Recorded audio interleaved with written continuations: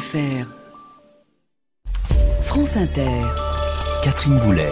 Éric Delvaux. Le 5-7. Votre invité ce matin, Éric Delvaux, c'est Alain Avello, en charge du volet éducation nationale dans le programme de Marine Le Pen et président du collectif Racine, collectif d'enseignants engagés auprès du Rassemblement Bleu Marine. Bonjour Alain Avello. Bonjour. Est-ce que vous comprenez l'avantage Macron qui s'étale ce matin, comme on l'a lu à l'instant, à la une de la presse quotidienne ? Eh bien, écoutez, on voit effectivement que le système défend le système. Ce n'est que rien de très attendu, finalement.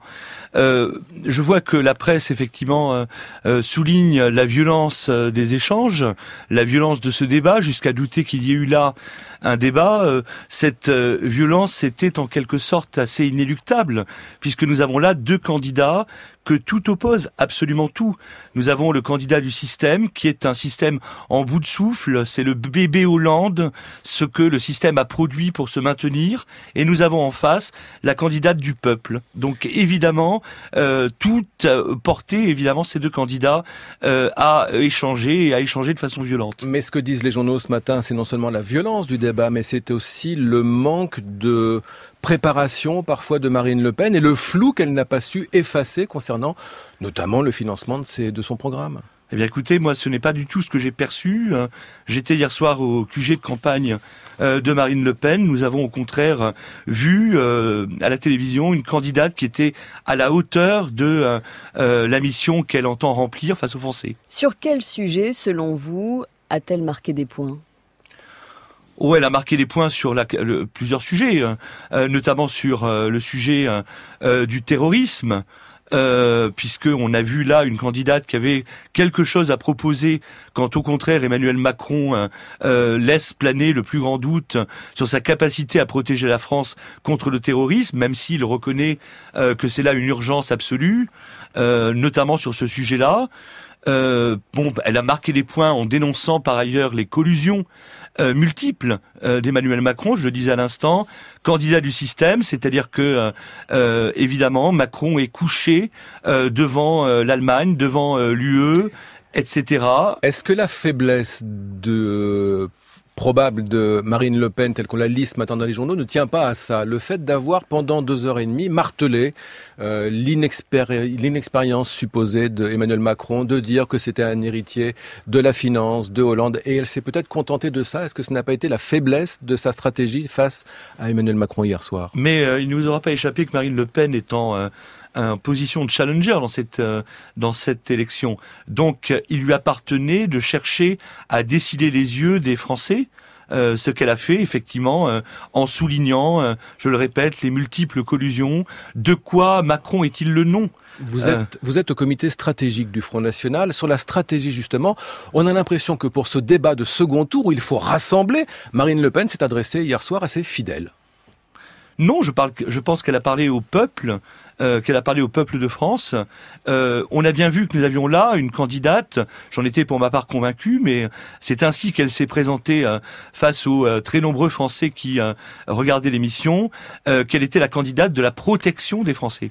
Sur le sujet qui vous intéresse plus particulièrement, sur l'éducation nationale, qu'est-ce qui distingue Emmanuel Macron de Marine Le Pen ? Eh bien, écoutez, Emmanuel Macron, comme souvent, c'est du creux, c'est du vide. Il y a effectivement des déclarations d'intention. De professeurs, sur le programme, par exemple. Eh bien, écoutez, par exemple, l'on voit Emmanuel Macron qui fait de l'éducation prioritaire la priorité de son... Des zones d'éducation prioritaire. Voilà, des zones d'éducation prioritaire. Avec moins d'élèves par classe. Voilà, et la solution principale qu'il préconise, c'est l'abaissement du nombre d'élèves par classe. Alors, 12. Vous dire là que c'est une mauvaise solution, ce n'est évidemment pas le cas. Tout le monde conviendra qu'il est plus aisé, surtout lorsqu'on a affaire à des élèves en difficulté, d'enseigner à des classes qui sont peu chargées qu'à des classes qui sont très chargées. Mais ce n'est là qu'une condition parmi d'autres pour remédier à l'éducation prioritaire. Ce que l'on peut noter, c'est que l'éducation prioritaire, si vous voulez, est à l'éducation ce que la politique de la ville est à la ville. Elle a engagé, l'une comme l'autre, elles ont engagé des dépenses publiques pléthoriques. Et que propose Marine Le Pen ? Eh bien, ce que propose Marine Le Pen, c'est surtout d'agir en amont. C'est-à-dire... Il y a un mot qui ressort de votre programme, c'est la méritocratie, oui, à absolument. tous les étages. Qu'est-ce que vous mettez derrière la méritocratie à l'université comme en primaire ? Eh bien, la méritocratie, c'est le principe qui n'est en fait qu'un autre nom que l'égalité républicaine. C'est-à-dire qu'il s'agit de donner beaucoup à tous les enfants, dès le plus jeune âge, parce que tout se joue, nous le savons bien, dès les premières années de la scolarité, en particulier à ceux qui ont tout à attendre de l'école parce qu'ils sont issus des milieux sociaux les moins favorisés, pour permettre évidemment la promotion de tous. Et vous me permettrez de citer cette phrase que nous avons souvent citée une phrase de Paul Langevin: nous voulons une école qui réalise la sélection des meilleurs par la promotion de tous. Voilà ce que c'est que la méritocratie. C'est aussi la logique de reproduction sociale par l'école dont parlait Pierre Bourdieu.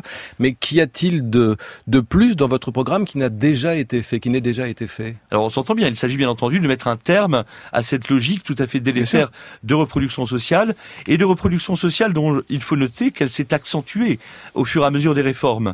Il y a par exemple aujourd'hui 6%, seulement 6% de fils et filles d'ouvriers qui sont élèves de classes préparatoires aux grandes écoles. La proportion était beaucoup plus importante auparavant.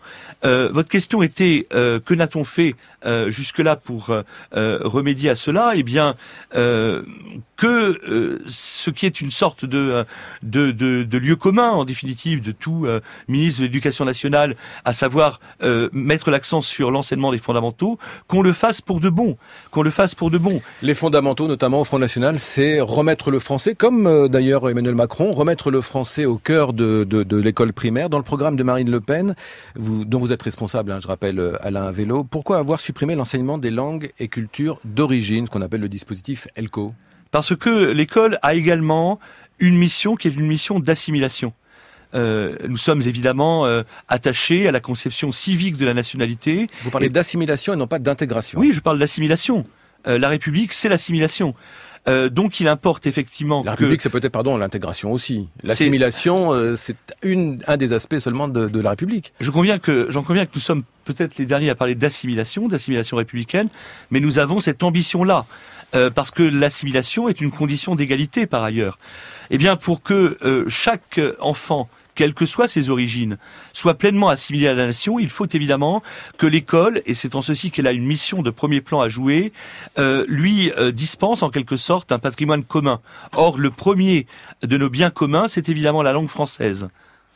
Une dernière question qu'a posée Emmanuel Macron hier soir à Marine Le Pen. Comment vous financez toutes ces propositions pour l'éducation nationale, de la primaire jusqu'à l'université? Alors d'abord, nous réformerons l'éducation nationale en profondeur, parce que ce dont elle a besoin, c'est d'un grand plan de redressement, voire d'un grand plan de sauvetage. Nous financerons ces réformes dans un esprit de sérieux budgétaire, bien entendu. Merci d'être venu le dire ce matin au 5-7 de France Inter. Alain Avello, donc en charge du chapitre éducation nationale dans le programme de Marine Le Pen. Merci et bonne journée.